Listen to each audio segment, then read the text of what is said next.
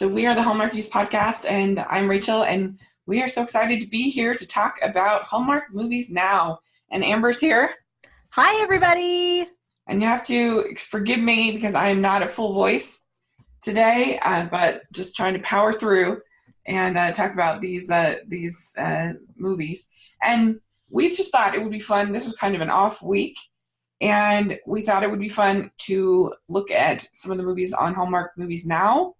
It's a subscription service that Hallmark has just recently started. And what do you think of this service? It's super amazing. I'm not gonna lie. It's actually so there's so much stuff on there that I would watch. Alert for later in the podcast. I was just looking through it, and then I saw my bonus pick, and I freaked out. And Rachel knows, and she's mad about it, but I was really excited. Yeah, so what we did is we are covering the two exclusives, the premieres, world premieres that are on here right now. And then we each picked a series / movie for the other to watch.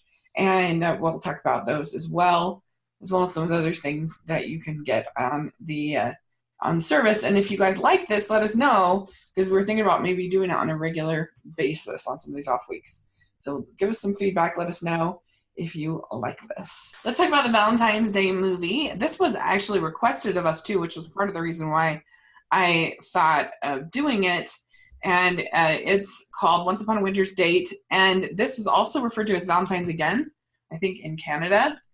And so this stars Nikki Wayland and Greg Vaughn in are sort of the two leads. And then you have Maria Sirtis as this gypsy character. And so this is one that Amber and I did not see eye to eye on. But tell us what you thought about Once Upon a Winter's Date. You're going to start with me? Okay. Yeah. So first of all, I thought it was a fun concept. I'm a huge sucker for time loop movies, Groundhog's Day, the 12 Dates of Christmas, things like that. I love time loops. Also, non-Hallmark genre, Happy Death Day is amazing. Anyway, so I really enjoy those kinds of movies. Yeah. And this honestly fell super short for me. I did not really enjoy it. The more I watched it, the more I was just like, oh, why'd they do this? And I will say that the gypsy lady, I guess is what they're calling her, Marina Sirtis, killed it. She was awesome. She was fun. And then some of the wrong guys did a pretty good job, but for the most part, it was not. I did not love it. Mm-hmm. Yeah. So for me, it's one of those weird movies that I watched and I enjoyed, and I didn't really give it much of a thought. And then it's not like it blew my mind, like a Christmas in Angel Falls or something like that I loved. But I was like, that was cute. And then I just kind of forgot about it. And because I saw it quite a bit ago. And then you saw it when we were getting ready for this project. You're like, oh, it's so terrible. I'm like, oh, really? Oh, okay. And I don't know. Sometimes I guess for whatever reason, I just thought it was sort of just like a cute little sitcom kind of show. I thought that she was pretty cute. Nikki, I liked Greg. I thought they had pretty good chemistry. I liked her going on all these different dates. I thought that was kind of funny. I liked it's just I'm a sucker for fresh flowers. A lot of flowers in this movie. But no, I don't know. I just thought it was cute and disposable and enjoyable, and I don't know. I just didn't overthink it. I just kind of watched it and moved on with my life. I don't have a ton to defend it, because it's not like I loved it, but I just thought it was kind of cute. I don't know. A lot of the people were weak for me. Uh-huh. And we've discussed this, but so spoiler alert for the movie. I don't care what you say. She doesn't even really recognize the main guy, until over halfway through the movie. Yeah. Which I know is supposed to be she just overlooked him. But also, from a narrative standpoint, that's pretty lame. Yeah. Because we also, as the audience, don't get to see him or interact with him for over half the movie. Mm-hmm. And from the first moment, like the first iteration of that day, you're gonna go, that's the guy, obviously. So I don't know, that kind of just bugged me. That was honestly the biggest thing. Mm-hmm. And then as I kept watching it, there were just these more and more things that were driving me insane.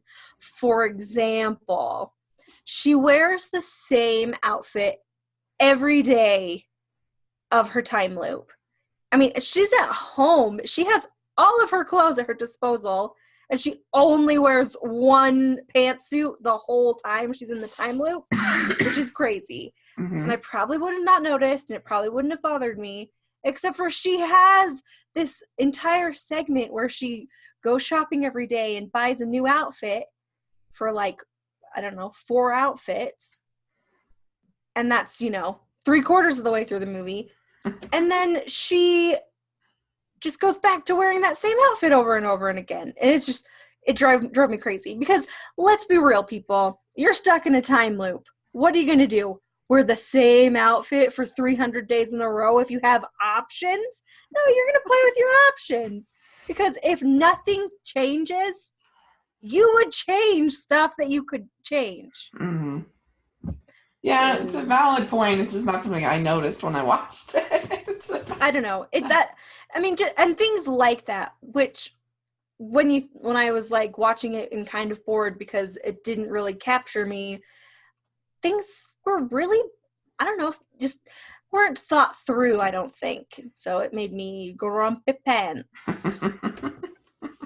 Fair enough. Yeah,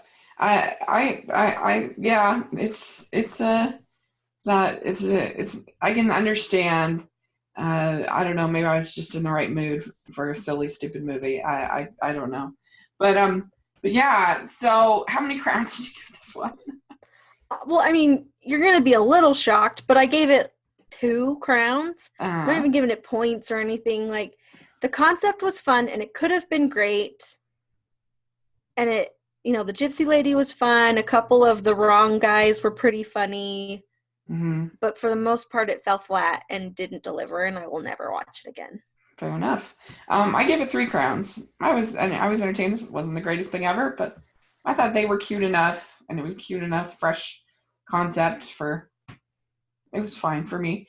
And so yeah, I gave it 3 crowns. I have it in my ranking at number 8 out of 15 for my ranking. So then the other premiere that we had on Hallmark Movies Now is called The Storyteller. And I have to be honest with this one. So this movie, it's about this young girl comes into this single mom, and she has this sort of grumpy teenage daughter. And I struggled with this one. I kept falling asleep.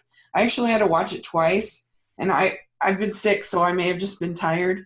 But for some reason, I just found it kind of slow. But the little girl is so cute. And I love anything with like an adoption message. That's just something I think is really important and that we need to support. So that was really cute. And I don't know. It just felt a little slow to me. But it was cute enough. Yeah, I actually really liked this movie. I'm not gonna lie. Uh-huh. So Rachel and I just don't agree at all on anything. I didn't hate it. I thought it was. From the minute it started, I was like, where are they gonna take this? Because, I mean, the synopsis that you have on the internet and can find on the internet is like, I don't know, 15 words. Right. So I didn't really have an idea of what was going to happen or the premise or anything. But, I didn't know which way they were going to take it, whether it was going to be like, like a heightened reality, or if it was going to be like actual magic or whatever. And the little girl is so adorable that I was immediately invested in whatever she was doing. Yeah. And then from that point, all of the other characters felt very realistic to me and like, grounded in reality. Even the like bratty, troubled older sister, daughter or whatever, the girl, whatever her name is and whatever she was doing.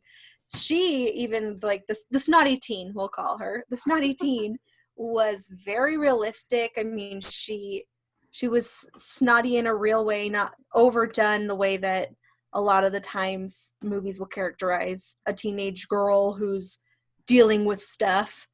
And it was a very serious subject matter, really, when you got down to it, but I think they handled it all really gracefully. All of the characters were flawed in some way. Not my precious angel child, because she's a child and children can't be like flawed. They can be, damaged, which is what she is. And, coping with what's going on in her life. But all of the characters had some sort of flaw that, of course they're aware of, because who's more aware of your flaws than you? No one. Right. But they all are, trying to do the best that they can and dealing with all these really intense things, but not in a overbearing way, not in a exploitative way. And I just really loved it. I just loved it. Yeah, and I like the relationship between the grandma and the little girl. Yeah, that was cool. That was clever. So yeah, it was just a little slow for me, but I enjoyed it. But I don't know, how many crowns did you give this one? 4. Okay, I gave it 3 crowns. Yeah, I really enjoyed it. Cool. So I have it at number 9. In my ranking, I have it just after Once Upon a Winter's Date and just before Frozen in Love in my ranking. So now we're going to talk about the 2 recommendations that we gave each other. And so my recommendation, and I was thinking you hadn't seen this, but I guess you had. So my recommendation was the movie Smooch. And this is one of my favorite Hallmark movies. It's really cute. It's a fairy tale about it's got Kelly Martin in it. And Smooch was made in 2011, and it's a kind of a take on the Frog Prince story. You have this prince who is kind of foppish, and he's there for like this arranged marriage. And he's played with Simon Cassanides. I don't know how you say his name.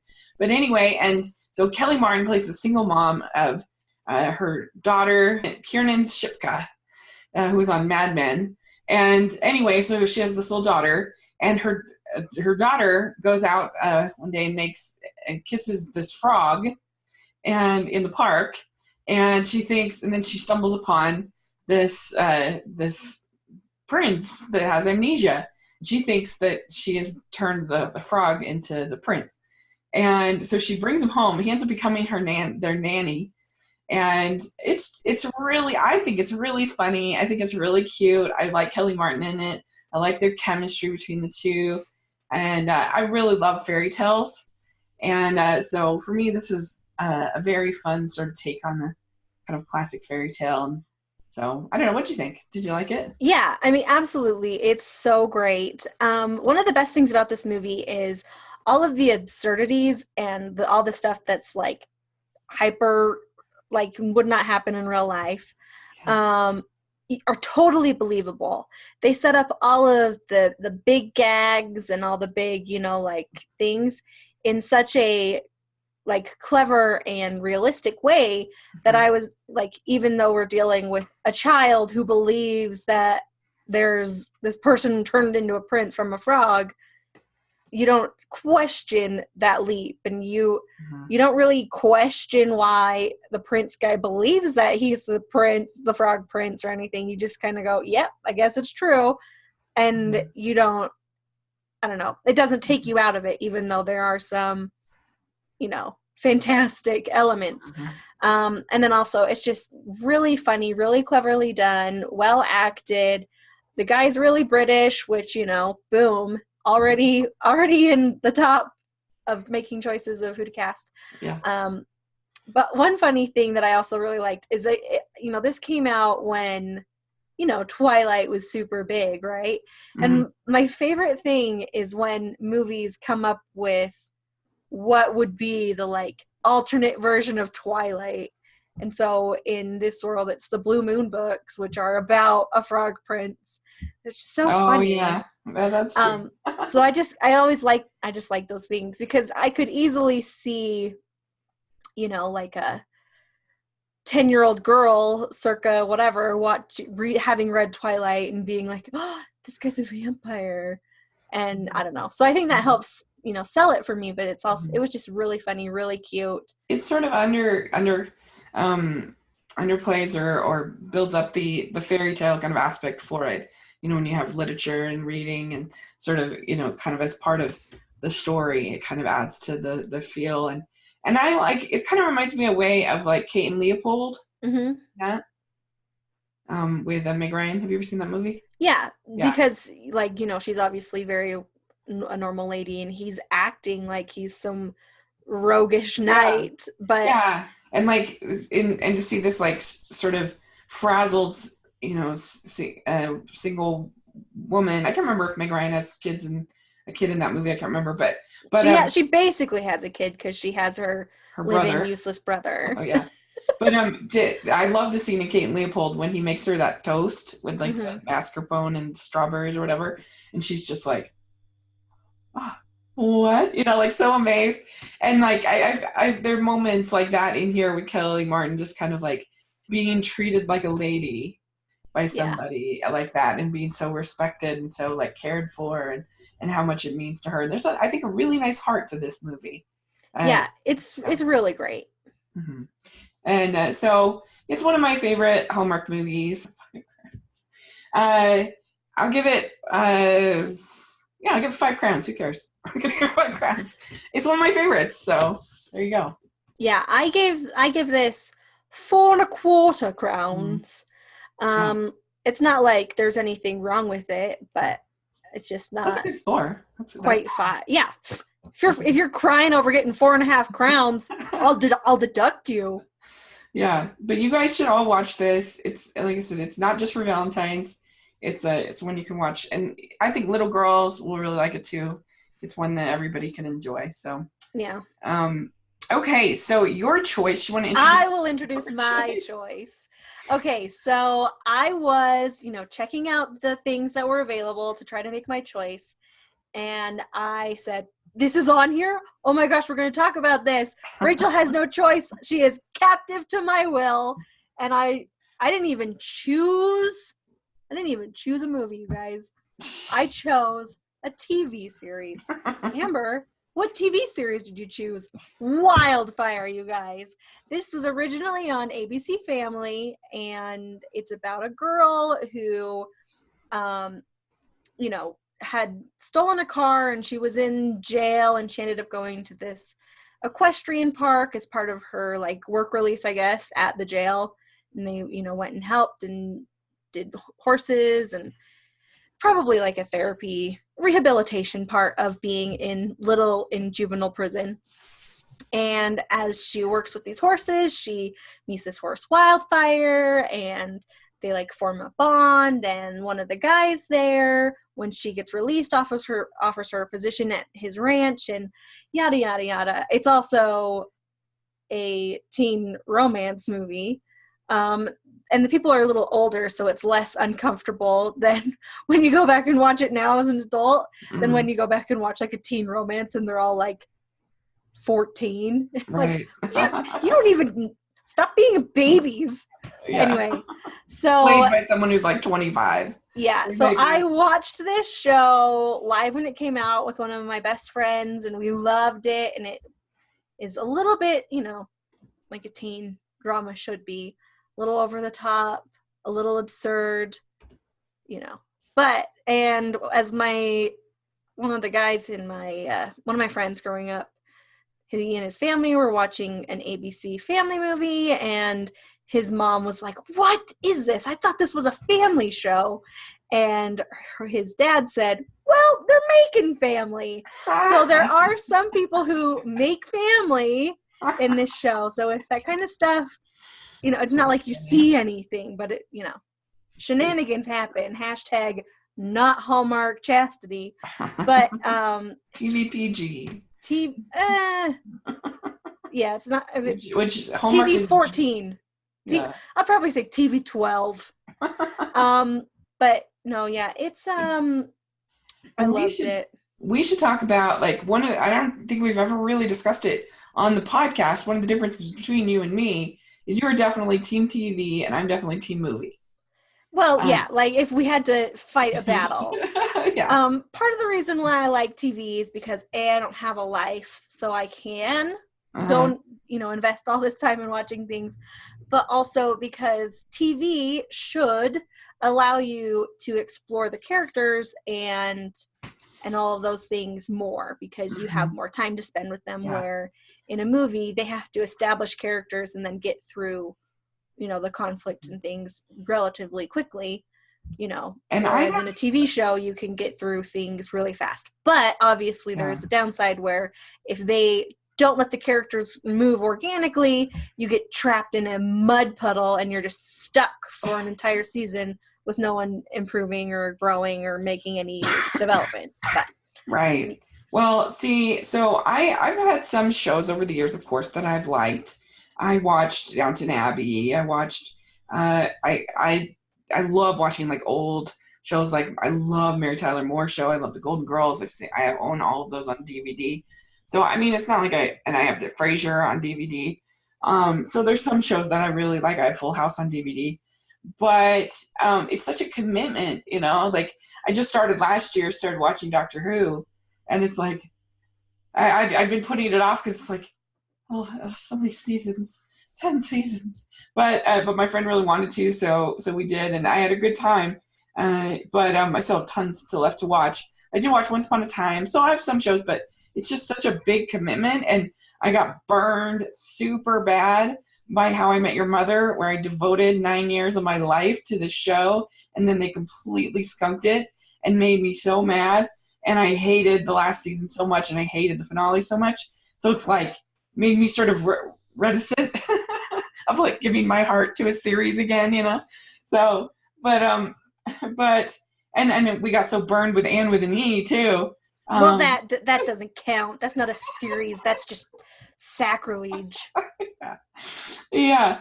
But anyway, so that's sort of always been my kind of stumbling block in starting a series, because it's just like, whereas what I like about movies is that you're just like in and out, you get the story, you're moving on with your life, Well, frankly, the best TV shows are TV shows that are over. Because you don't have to say like, oh, I'm watching Supernatural and we're on season 35. And I'm stuck. I'm watching this season. I can't not watch it because I'm caught up. And right. Whereas obviously with Wildfire, there's only 4 seasons. Yeah. You already know. There's only 51 episodes. Boom, bang, bong. You know it's going to be fine. Yeah. And also, especially, you can find out if a show was just like canceled unexpectedly before you invest your time, or if it's a show that says, oh, okay, this is going to be our last season, because it's always better when the shows know so they can write in an ending. Anyway, long story short, I made Rachel watch Wildfire.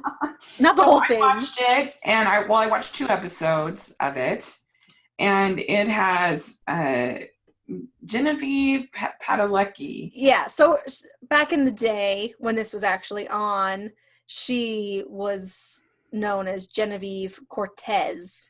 Oh.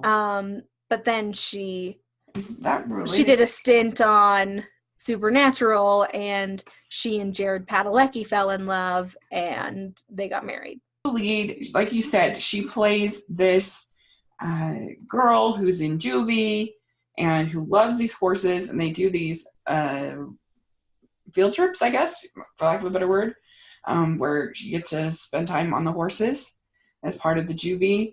And she's so good with the horses that the people that run this ranch, they agree at her bail hearing, at her parole hearing, they agree to take her in, give her room and board for work on the ranch. And then there's sort of this love triangle and whatever. And I actually thought this was fine. I didn't hate it. Like you had said, oh, it's like a terrifically terrible show. And I thought it was fine. Well, I mean, it does get a little bit terrifically terrible. Like, let's say, I mean, this show's not going to win any Emmys or Sure. anything.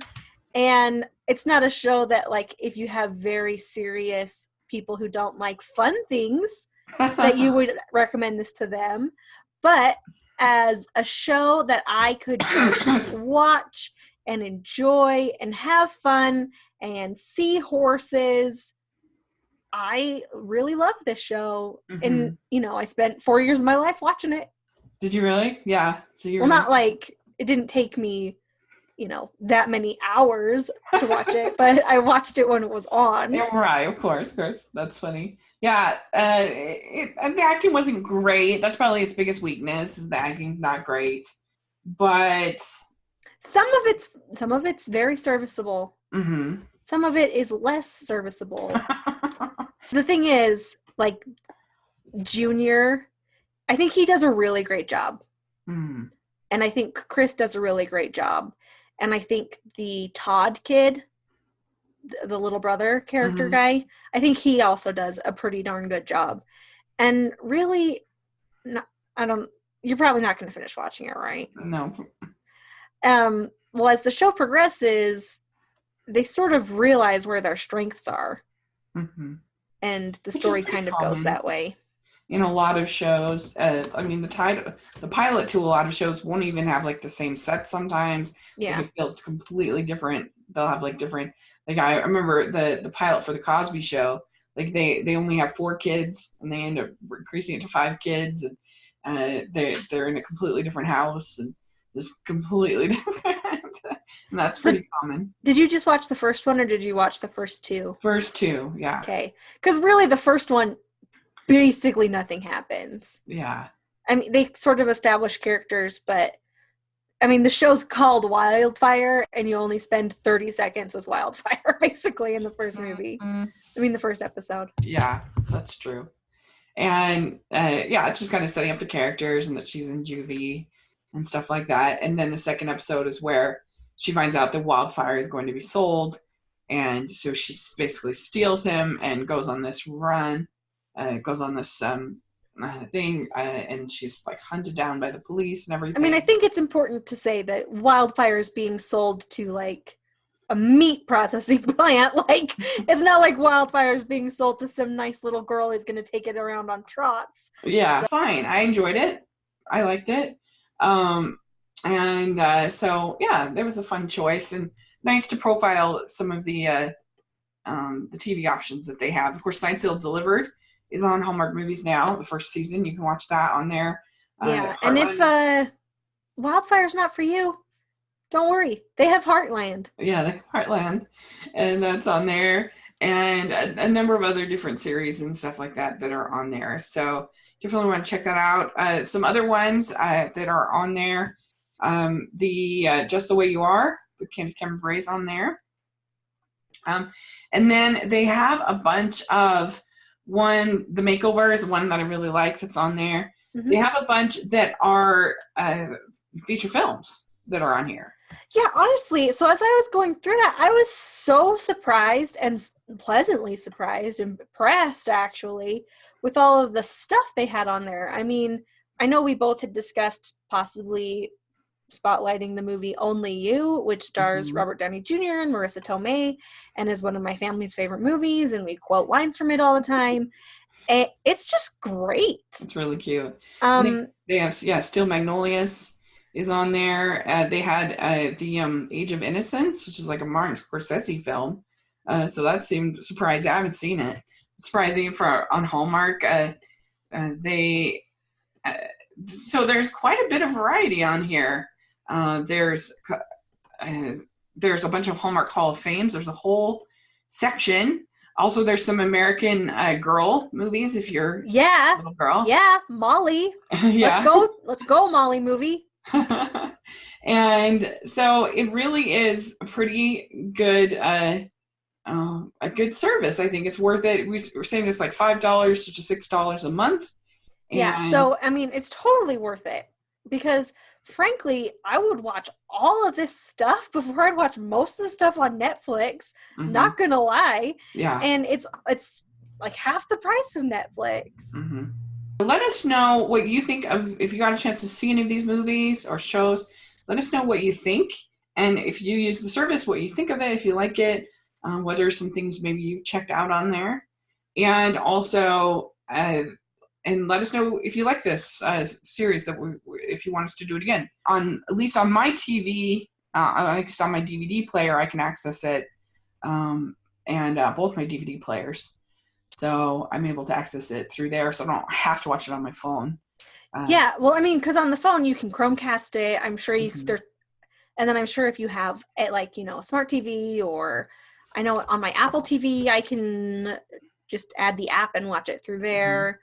I'm sure if you have like a Fire Stick, you can watch it through there. But it's so great. Yeah, it really is. So yeah, let us know what you think. And so this weekend, it's kind of shocking. What are we going to do, Amber? We have no new movies this weekend.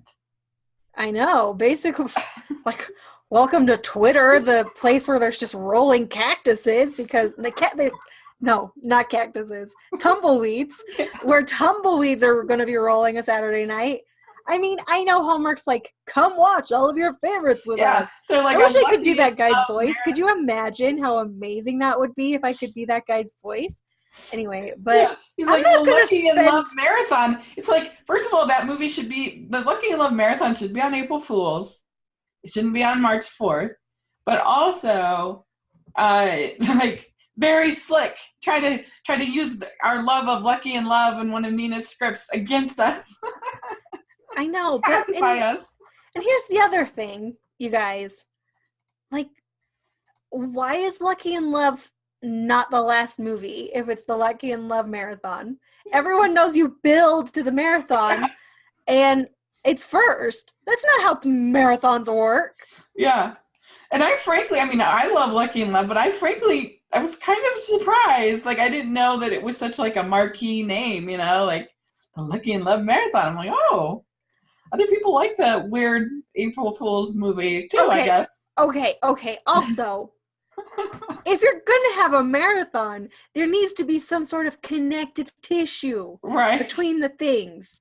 Otherwise, it's just a collection, whatever. Like, they don't have a similar, like, they're not all spring movies. Right. They don't have the same director. They don't have the same writer. They don't have any of, like, they don't have all the same actors. There's no, or actresses.